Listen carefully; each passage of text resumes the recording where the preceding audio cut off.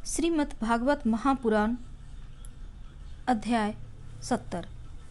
श्री सुखदेव जी कहते हैं, परीक्षित, जब सवेरा होने लगता है तो मुर्गे बोलने लगते हैं। तब वे श्री कृष्ण पत्नियां, जिनके कंठ में श्री कृष्ण ने अपनी भुजा डाल रखी है, उनके बिछोह की आशंका से व्याकुल हो जाती हैं और उन मुर्गों को कोसने लगती हैं। उस समय पारिजात की सुगंध से सुवासित भीनी भीनी वायु बहने लगती है। बाहर ताल स्वरूप से अपने संगीत की तान छेड़ देते पक्षियों की नींद उचट जाती और वे बंदी जनों की भांति भगवान श्री कृष्ण को जगाने के लिए मधुर स्वर से कलवर करने लगते। रुक्मणी जी अपने प्रियतम के भुज पास से बंधी रहने पर भी आलिंगन छूट जाने की आशंका से अत्यंत सुहावने और पवित्र ब्रह्म मुहूर्त को भी असह समझने लगती थीं। भगवान श्री कृष्ण प्रतिदिन ब्रह्म मुहूर्त में ही उठ जाते और हाथ मुंह धोकर अपने मायातीत आत्मस्वरूप का ध्यान करने लगते। उस समय उनका रोम रोम आनंद से खिल उठता था। परीक्षित, भगवान का वह आत्मस्वरूप सजातीय, विजातीय और स्वगत भेद से रहित एक अखंड है, क्योंकि उसमें किसी प्रकार की उपाधि या उपाधि के कारण होने वाला अन्य वस्तु का अस्तित्व नहीं है। और यही कारण है कि वह अविनाशी सत्य है। जैसे चंद्रमा, सूर्य आदि नेत्र इंद्रिय के द्वारा और नेत्र इंद्रिय चंद्रमा, सूर्य आदि के द्वारा प्रकाशित होती है, वैसे ही वह आत्मस्वरूप दूसरों के द्वारा प्रकाशित नहीं, स्वयं प्रकाश है। इसका कारण यह है कि अपने स्वरूप में ही सदा सर्वदा और काल की सीमा के परे भी एक रस स्थित होने के कारण अविद्या उनका स्पर्श भी नहीं कर सकती। इसी से प्रकाश भाव उसमें नहीं है। जगत की उत्पत्ति, स्थिति और नाश की कारणभूता ब्रह्म शक्ति, विष्णु शक्ति, रुद्र शक्ति के द्वारा केवल इस बात का अनुमान हो सकता है कि वह स्वरूप एक रस सत्ता रूप आनंद स्वरूप है। उसी को समझाने के लिए ब्रह्मा नाम से कहा गया है। भगवान श्री कृष्ण अपने उसी आत्म स्वरूप का प्रतिदिन ध्यान करते। इसके बाद वे विधि पूर्वक निर्मल और पवित्र जल में स्नान करते, फिर शुद्ध धोती पहन दुपट्टा ओढ़कर यथाविधि नित्य कर्म संध्या वंदन आदि करते। इसके बाद हवन करते और मौन होकर गायत्री का मंत्र का जप करते। क्यों न हो वे सत्पुरुषों के पात्र आदर्श जो हैं। इसके बाद सूर्योदय होने के समय सूर्योपासना करते और अपने कला स्वरूप देवता ऋषि पितरों का तर्पण करते। फिर कुल के बड़े बूढ़ों ब्राह्मणों की विधिवत पूजन करते थे। इसके बाद परम मनस्वी श्री कृष्ण दुधारू पहले पहल ब्याही हुई बछड़ों वाली सीधी शांत गौओं का दान करते। उस समय उन्हें सुंदर वस्त्र मोतियों की माला पहना दी जाती, सींग में सोना और खुरों में चांदी मढ़ दी जाती। वे ब्राह्मणों को वस्त्राभूषण से सुसज्जित करके रेशमी वस्त्र, मृग चर्म और तिल के साथ प्रतिदिन 13,084 गायें इस प्रकार दान करते। तदंतर अपनी विभूति रूप गौ, ब्राह्मण, देवता, कुल के बड़े बूढ़े गुरुजन और समस्त प्राणियों को प्रणाम करके मांगलिक वस्तुओं का स्पर्श करते।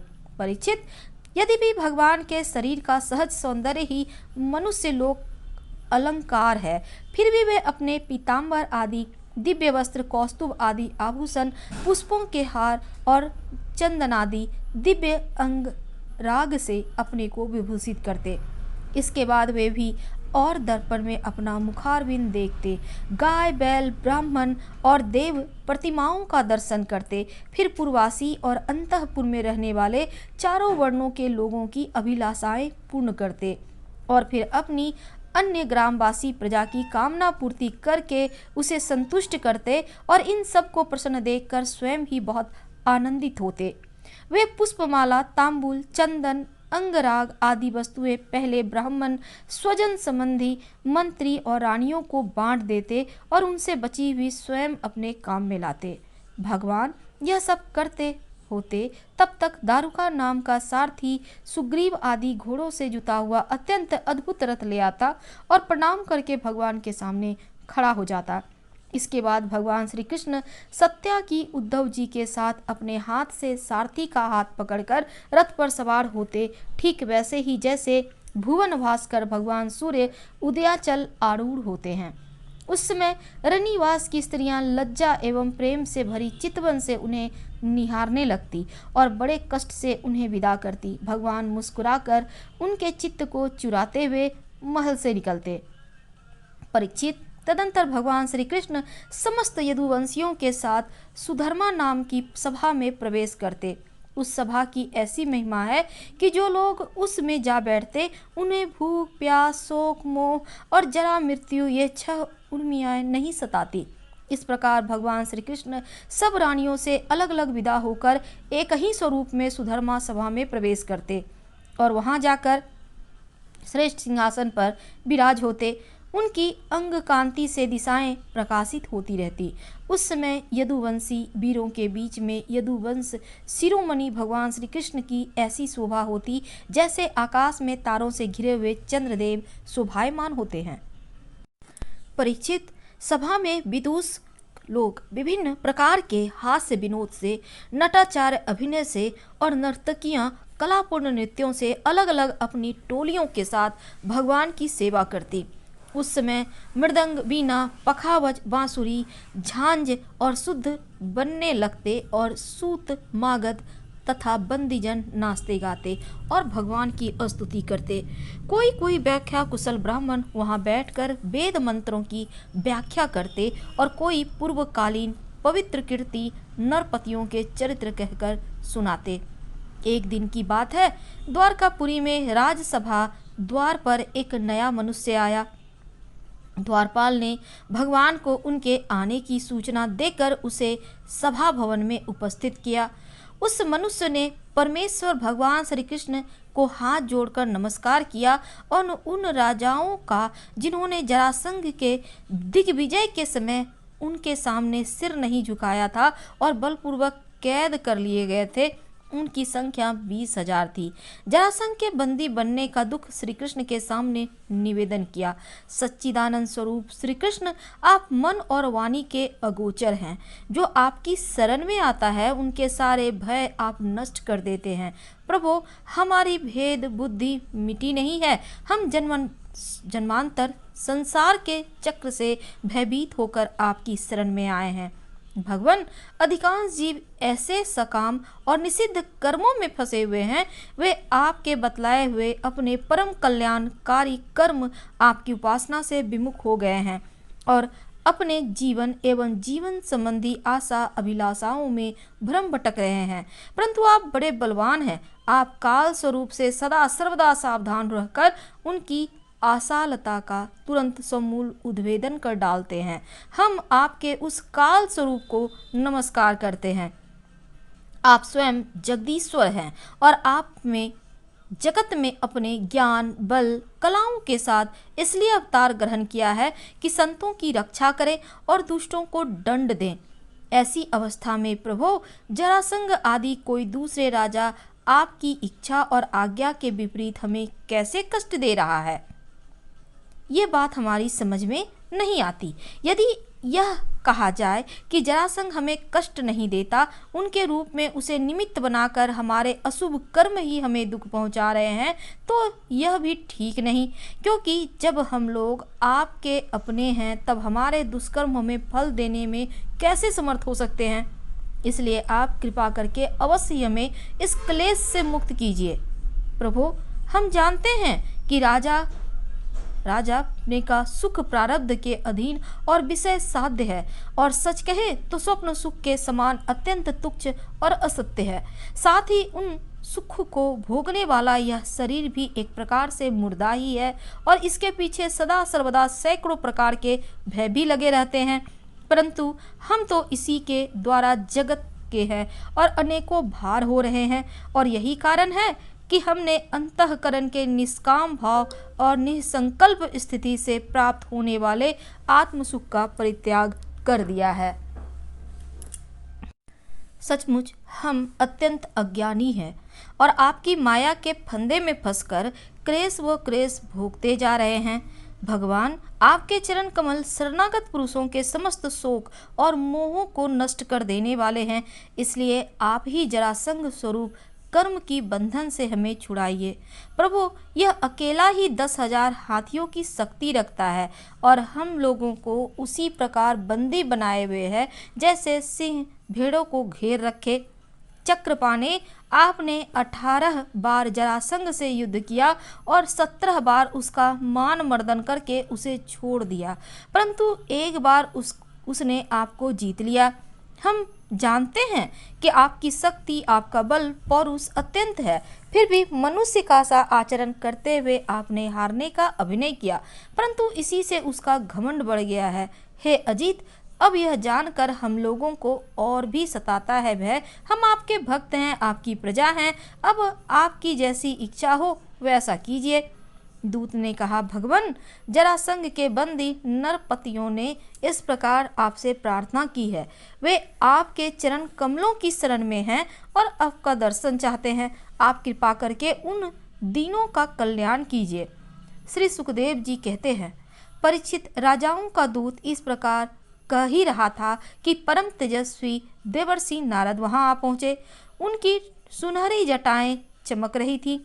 उन्हें देखकर ऐसा मालूम हो रहा था मानो साक्षात भगवान सूर्य ही उदय हो गए हों। ब्रह्मा आदि समस्त लोकपालों के एकमात्र स्वामी भगवान श्री कृष्ण उन्हें देखते ही सभासदों और सेवकों के साथ हर्षित होकर उठ खड़े हुए और फिर सिर झुकाकर उनकी वंदना करने लगे। जब देवर्षि नारद आसन स्वीकार करके बैठ गए, तब भगवान ने उनको विधि पूर्वक पूजा की और अपनी श्रद्धा से उनको संतुष्ट करते हुए मधुर वाणी से बोले, देवर्षे, इस समय तीनों लोकों में कुशल मंगल तो है ना? आप तीनों लोकों में विचरण करते रहते हैं। इससे हमें बहुत बड़ा लाभ है कि घर बैठे सबका समाचार मिल जाता है। 35 ईश्वर के द्वारा रचे हुए तीनों लोकों में ऐसी कोई बात नहीं जिसे आप ना जानते हो। अतः आपसे यह जानना चाहते हैं कि युधिष्ठिर आदि पांडव इस समय क्या करना चाहते हैं। देवर्षि नारद जी ने कहा, सर्वव्यापक अनंत आप विश्व के निर्माता हैं और इतने बड़े मायावी हैं कि बड़े बड़े मायावी ब्रह्मा जी आदि भी आपकी माया का पार नहीं पा सकते। प्रभु, आप सबके घट घट में अपनी अचिंत्य शक्ति से व्याप्त रहते हैं, ठीक वैसे ही जैसे अनी लकड़ियों में अपने को छिपाए रखता है, इससे आपको वे देख नहीं पाते। मैंने एक बार नहीं अनेकों बार आपकी माया देखी है, इसलिए आप जो अनजान बनकर पांडवों का समाचार पूछते हैं, इससे मुझे कोई कौतूहल नहीं हो रहा।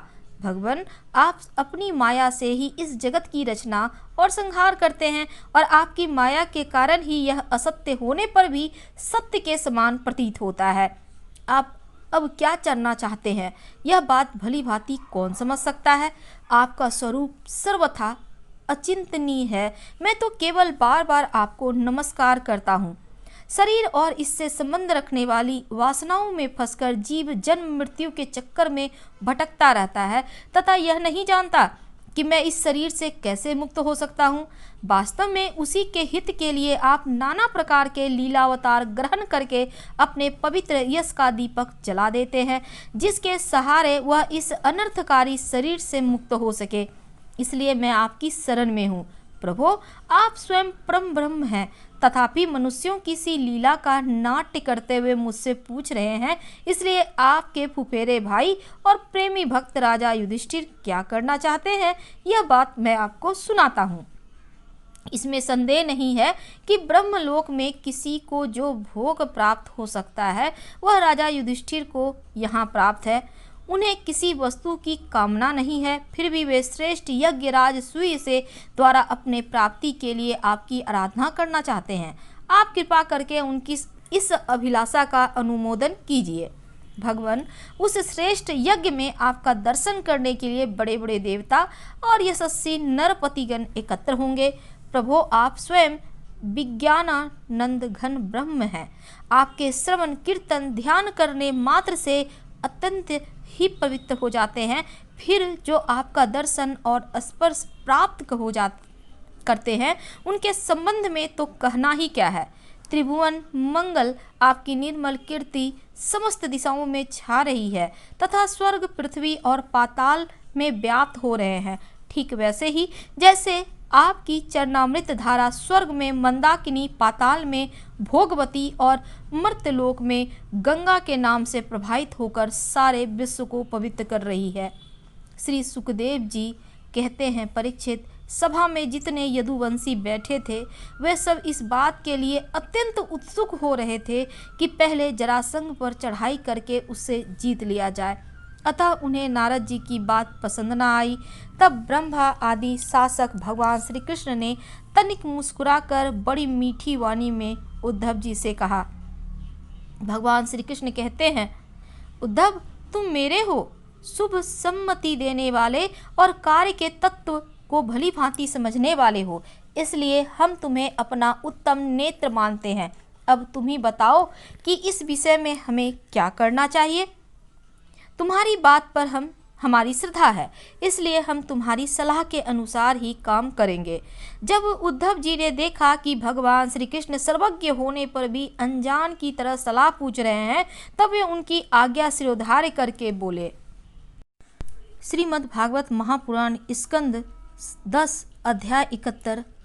अगले दिन हम आपसे विदा लेते हैं। हर हर महादेव।